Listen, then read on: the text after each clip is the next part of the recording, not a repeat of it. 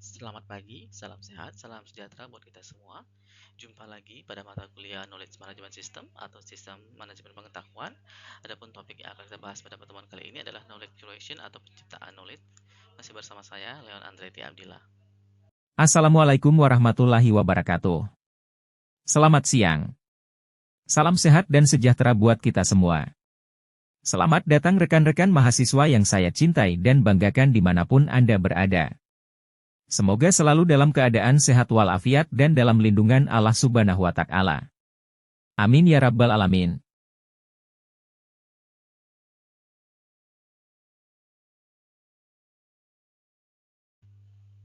Lecture untuk mata kuliah ini adalah Leon Andreti Abdillah, saat ini sebagai Associate Professor Computer Science and Information System pada Faculty Science and Technology. Kemudian juga bertugas sebagai asesor, reviewer, research fellow, dan editor. Asesor BKD di Kemdikbud, kemudian reviewer di Kemdikbud, research fellow INTI International University Malaysia, serta research fellow Tsinghua University Taiwan, dan menjadi editor pada sejumlah international journal dan conference. Mata kuliah yang diasuh antara lain adalah HCI, KMS, CRM, kemudian ada BPP, BPHEM, Databases, Data Structure, ERP, Information System, ITSM, Management Information System, Supply Chain Management, System Analysis and Design, Algorithm and Programming, dan lain-lain. Juga sebagai mentors, ini ada di Pablon New Zealand dan Unpad Indonesia. Kemudian ada sebagai consultant baik di bidang akademik, research, dan community, serta koordinator pada Research Center dan Enterprise System Research Group. Kita masuk ke course description ya. In the current era, good knowledge management has become a vital strategy advantage for firms in a variety of industry. Knowledge management system is a course that aims to give students a thorough understanding of the principles, techniques, and technologies involved in harnessing, organizing, sharing, and exploiting knowledge in an organizational environment.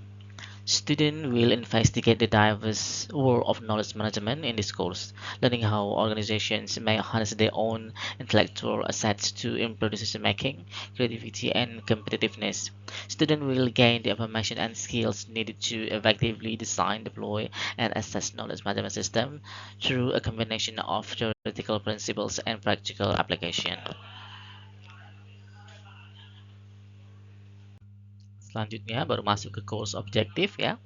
Students should be able to do the following by the end of the course. Jadi ada 7. Yang pertama adalah define and comprehend the significance of knowledge management in today's organization, explains the various knowledge management models and frameworks, analyze the knowledge production, acquisition, storage, retrieval, sharing, and transfer processes, recognize the technology and tools employed by knowledge management system, create techniques for establishing a culture of information sharing within an organization, assess the influence of knowledge management on organizational performance, dan last but not least adalah recognize ethical and security issues in knowledge management.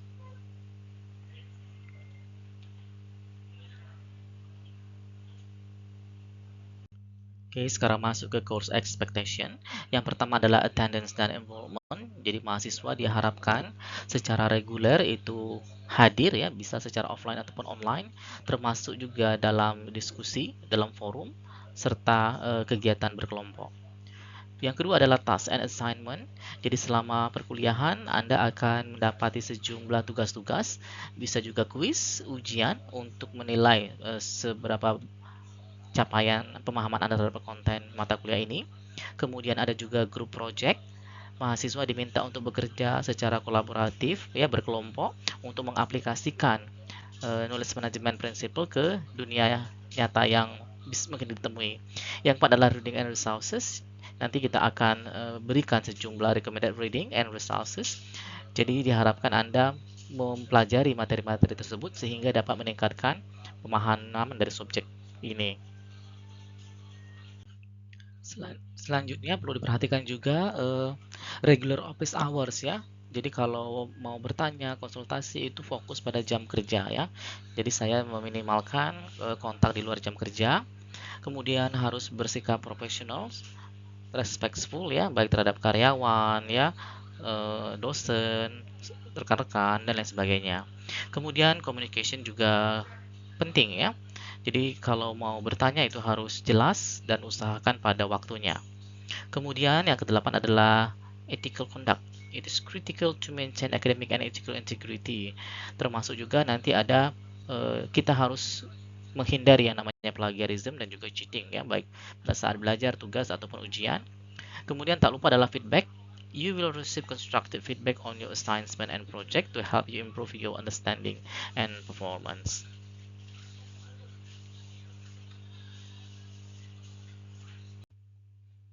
Meeting purposes. Adapun tujuan pada pertemuan kali ini adalah mengetahui fase-fase pada model knowledge creation, kemudian mengetahui bagaimana proses knowledge creation atau penciptaan pengetahuan.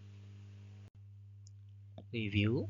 Sebelum masuk pada materi pada pertemuan kali ini, ada baiknya kita tinjau topik-topik yang sudah kita bahas pada pertemuan sebelumnya, seperti challenges in building KMS, conventional life cycle, kemudian comparison conventional life cycle versus KMS life cycle, user versus expert characteristic, kemudian stage of KMS life cycle. Nah, kita masuk materi yang pertama ya, itu challenges in building KMS system ya, atau tantangan dalam membangun sistem pengelolaan pengetahuan. Ada 4 yang diperhatikan. Yang pertama itu adalah culture atau budaya ya. Yang kedua adalah knowledge evaluation, kemudian knowledge processing dan knowledge implementation.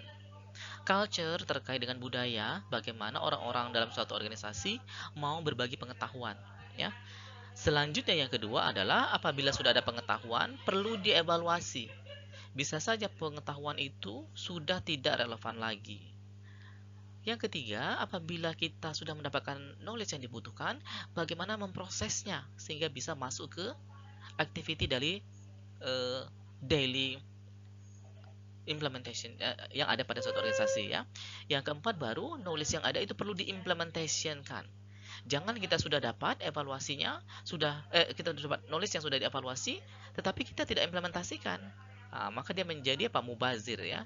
Ini harus bisa diperhatikan 4 ini ya, culture, knowledge evaluation, knowledge processing, dan knowledge implementation. Fase planning ini terdiri atas brainstorming issue and identify opportunity for the organization, bla bla bla ya. Kemudian lanjut ke analysis, ini gather the business requirement for the system.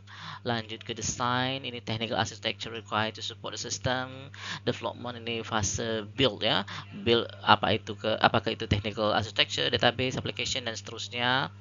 Dan lanjut ke testing, implementation, ini ada write detail user documentation and training for system users, sampai ke maintenance ya, seperti membuat help desk-nya dan seterusnya. Ini contoh yang 7 steps. KMS life cycle dari awal tadi akan banyak kita pakai pada pembelajaran kali ini ya. Apabila kita bandingkan pada konvensional, dia hanya memiliki satu correcting loop ya. Sedangkan pada KMS life cycle dia memiliki lebih dari satu correcting loop. Nah, ini kalau kita lihat ya, pada konvensional loopingnya lebih banyak ada pada testing and physical design. Jadi correction di sini dilakukan terus-menerus loopingnya. Sedangkan pada KMS life cycle terdiri atas 2 looping. Looping pertama itu adalah pada saat blueprint ke verifikasi terus-menerus. Kemudian looping yang lebih besar adalah post evaluation, lanjut sampai ke knowledge capture. Nah, ini looping yang keduanya. Key differences. Pada sistem analis, dia cenderung berhubungan dengan information dari user. Sedangkan pada knowledge developer, dia berhubungan dengan knowledge dari expert. User know the problem but not the solution. The man expert know both the problem and the solution. Jadi kalau pengguna hanya tahu problemnya aja tanpa solusi, sedangkan expert tahu baik problem dan solusinya. Pada konvensional system life cycle bersifat sequential, sedangkan KMS cenderung incremental. Sistem testing biasanya dilakukan pada akhir pada konvensional system, sedangkan pada KMS system, testing itu dilakukan sejak awal dari cycle. Pada konvensional system life cycle, dia proses driven, or specify then build. Sedangkan pada KMS is result oriented or start slow and grow. Nah, sekarang baru kita masuk ke knowledge management system life cycle-nya. Contohnya ada yang bernama knowledge management roadmap. Ini dari Tiwana tahun 99, terdiri dari 4 fase utama, di mana fase tersebut di breakdown lagi menjadi 10 steps. Fase pertama adalah infrastructure evaluation, lanjut dengan KMS analysis, design and development, kemudian baru fase ketiga system deployment, yang terakhir adalah fase evaluation. Nah, kira-kira gambarnya seperti ini ya. 10 steps dikelompokkan menjadi 4 fase. KMS life cycle yang akan kita pelajari yaitu dari Awan dan Gaziri pada tahun 2027 ya, terdiri atas 7 langkah. Yang pertama adalah evaluating existing infrastructure, kemudian form the KM team, knowledge capture, design KM blueprint, verify and validate the KM system, implement the KM system, manage change and reward structures. Last but not least adalah post system evaluation. Adapun agenda pertemuan kali ini dibagi menjadi 5 kelompok. Yang pertama itu adalah knowledge creation and sharing, lanjut dengan Nonaka model, kemudian knowledge center, selanjutnya adalah knowledge management arsitektur, baru masuk ke build versus buy decision. Oke, kita mulai dari introduction ya. Knowledge management adalah manajemen pengetahuan organisasi untuk menciptakan nilai bisnis dan menghasilkan keunggulan kompetitif. Manajemen pengetahuan saat ini melibatkan kegiatan sistem informasi dan sejumlah kegiatan manajemen dan organisasi yang memungkinkan. Knowledge creation. Knowledge creation ini dapat muncul dengan sejumlah hal-hal sebagai berikut. Dynamic activity that can enhance organization success and economic well-being. Jadi, aktivitas dinamis yang ada pada suatu organisasi ya. Kemudian juga ada driver innovation, penggerak inovasinya. Jadi bisa saja dalam suatu organisasi itu ada pihak-pihak tertentu yang memang menjadi drivernya. Juga melibatkan knowledge acquisition, selection, generation and sharing. Akuisisi pengetahuan bisa kita dapat dari pihak luar, bisa juga seleksi ya, atau kita sendiri yang generate kemudian baru di-share. Dan yang tak kalah pentingnya adalah maturation atau kedewasaan organisasi itu yang menerjemahkan experience menjadi knowledge. Knowledge creation and transfer via teams.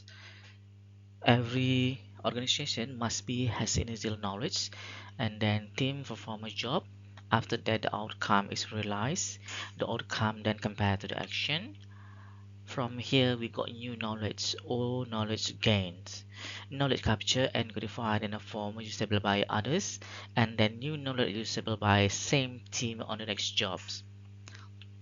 This circular activity will be run on the next period.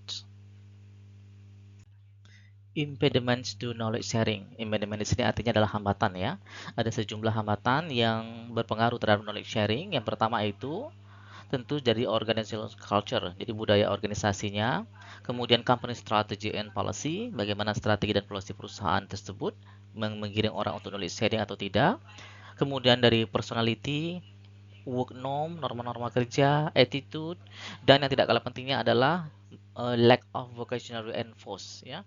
Ini ada beberapa hal yang misalnya mulai dari kompensasi, recognition, ability utilization, creativity, good work environment, autonomy, job security, moral values, advancement, variety, achievement, independence, sampai ke social status ya.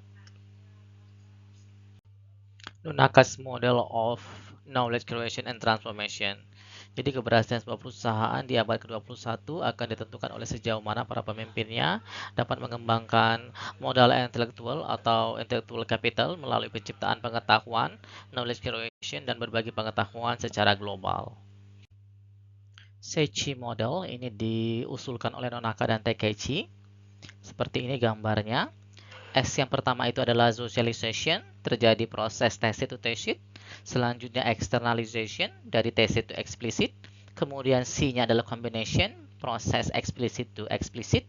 Dan last I itu adalah internalization, proses explicit to tacit.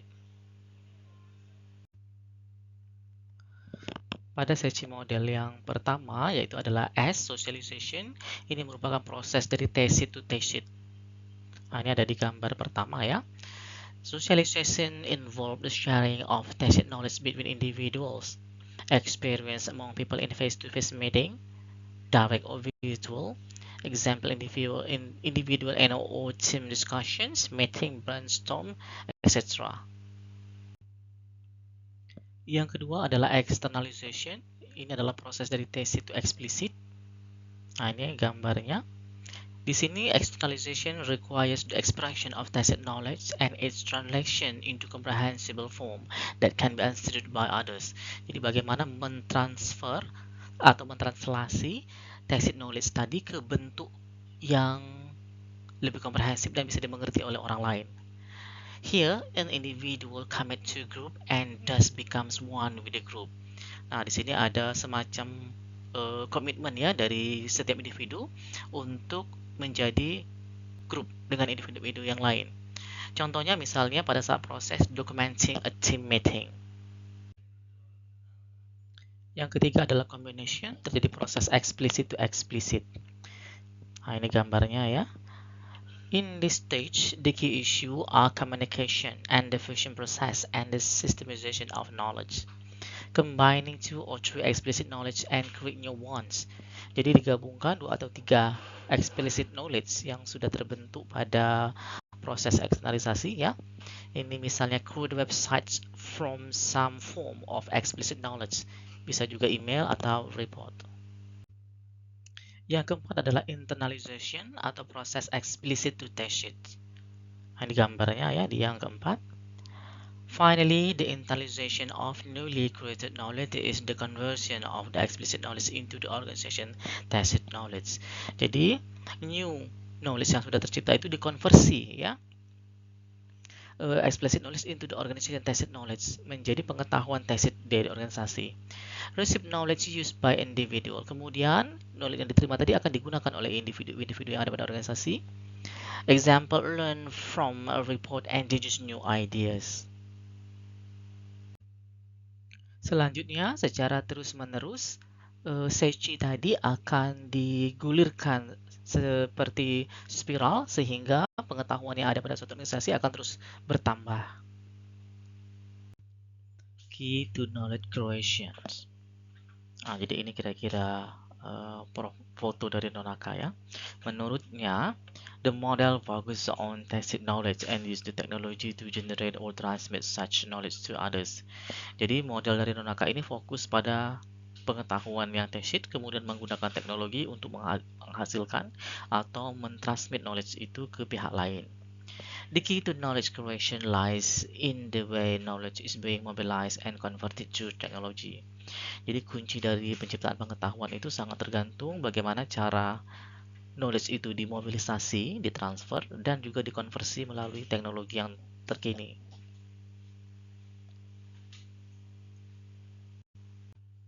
Setidak-tidaknya ada tiga yang ada pada knowledge infrastructures.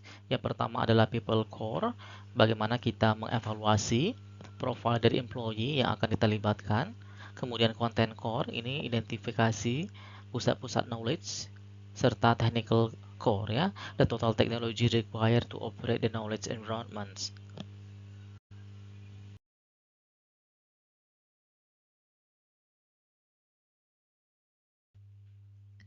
Yang pertama adalah mengidentifikasi knowledge centers, bisa pada misalnya Human Resource Department, ini terkait dengan job skill dan training. Kemudian pada Sales Department, itu berhubungan dengan competition data, sales volume, leader sales data. Lanjut pada bagian Customer Service, itu bisa pengetahuan terkait dengan complaint rate, satisfaction survey, dan juga yang tak kalah pentingnya adalah marketing. Ini kita bisa mendapatkan knowledge terkait strategi, tools, research and development, serta advertising. KMS Lifecycle Stages ya. Pada KMS Lifecycle, iterasi awal ada pada desain Knowledge Management Blueprint. Nah, fase inilah yang merupakan core dari Knowledge Management Architecture.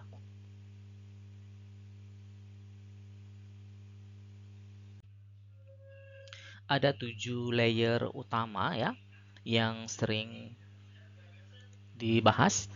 Ini ada bagian user, maka yang langsung berhubungan dengan user itu adalah user interface. Kemudian di bawahnya itu adalah authorized access control. Kemudian baru masuk ke collaborative intelligence and filtering, knowledge enabling application, transport, middleware, dan baru ke physical layer. Physical layer ini langsung mengakses ke databases, boleh ya, ke aplikasi-aplikasi yang ada, legacy, atau bisa juga groupware, serta data warehouse. Knowledge management architecture. Visualize the building blocks of a KM system in the form of layers. Jadi, arsitektur knowledge management itu divisualisasikan dengan building blocks dalam bentuk layers-layers ya. User interface being the last technical and data repository is the more technical. Jadi yang paling dasar itu adalah repository, sedangkan yang paling dekat dengan human itu nanti adalah user interface. This layer represents internal technology of the company. Layer pertama yaitu user interface atau UI. User interface between users and the KM system.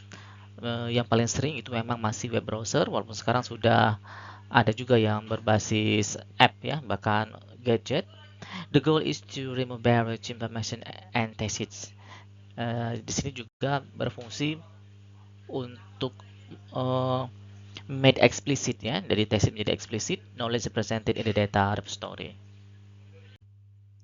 UI sendiri itu harus yang pertama konsisten ya, kemudian relevan, visually clear, easy to navigate, and easy to use.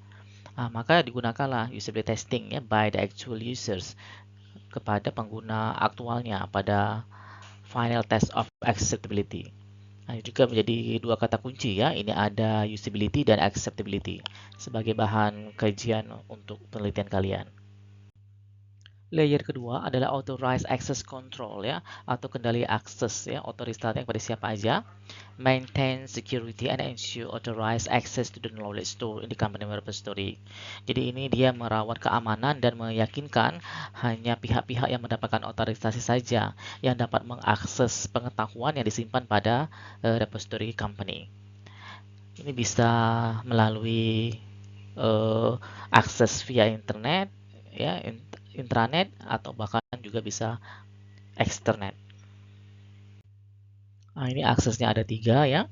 Yang pertama itu bisa saja intranet yang ada di dalam perusahaan.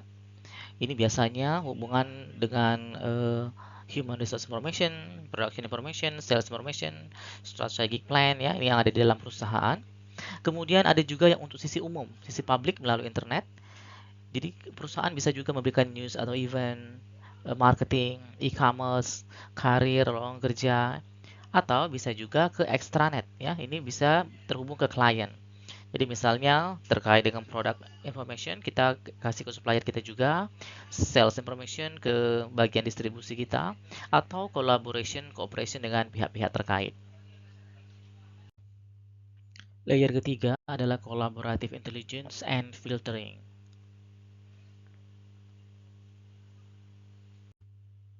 Pada collaborative intelligence and filtering ada personalized view based on store knowledge, kemudian ada groupware to facilitate both synchronous and asynchronous interaction and discussion, serta bisa juga ada intelligent agents ya.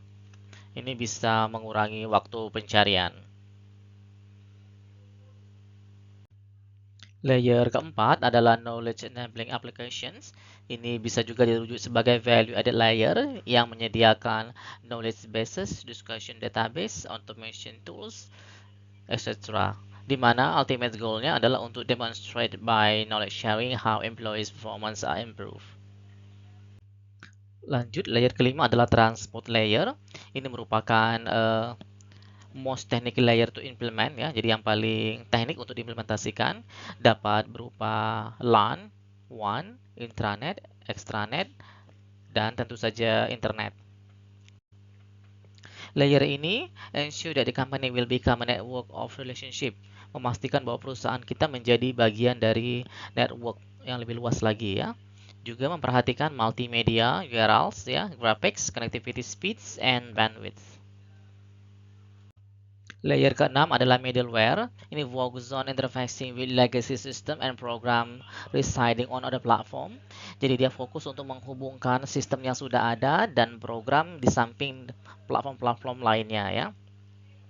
Designed to address databases and application with which KM system interfaces. Jadi bisa saja sistem saat ini masih membutuhkan sistem yang sudah ada yang sudah dibangun jauh sebelumnya, sehingga perlu kita perhatikan database dan aplikasinya itu seperti apa interface-nya ya. Make it possible to connect between old and new data formats. Jadi memungkinkan koneksi antara format data yang lama dengan yang baru. Lapisan ke-7 yaitu Physical Repository. Ini merupakan layer terbawah dari KM Architecture. Dia merepresentasikan physical layer where repository are installed. Jadi di mana tempat penyimpanannya diinstal ya. Ini bisa meliputi data warehouses, legacy application, operational databases, and special application for security and traffic management.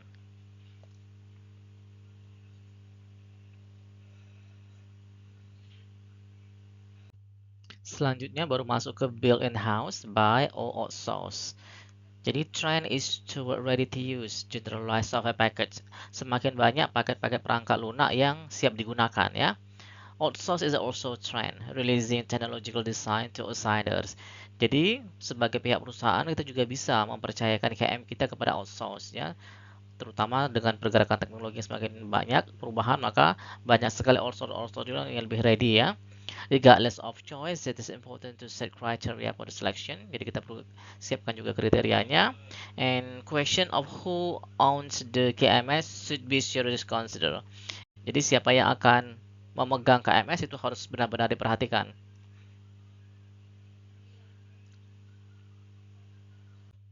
Oke, sekarang kita masuk ke conclusion.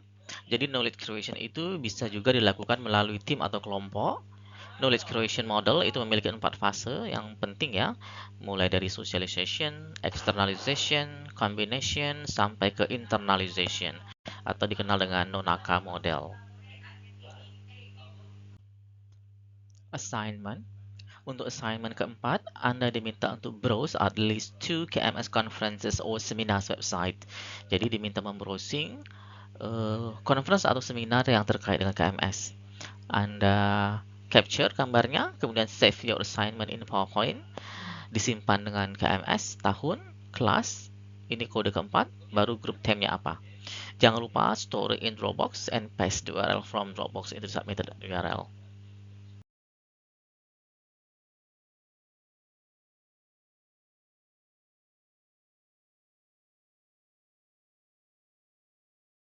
Thank you. Don't forget to watch, like, comment, share, and subscribe at Leon Abdillah. See you again.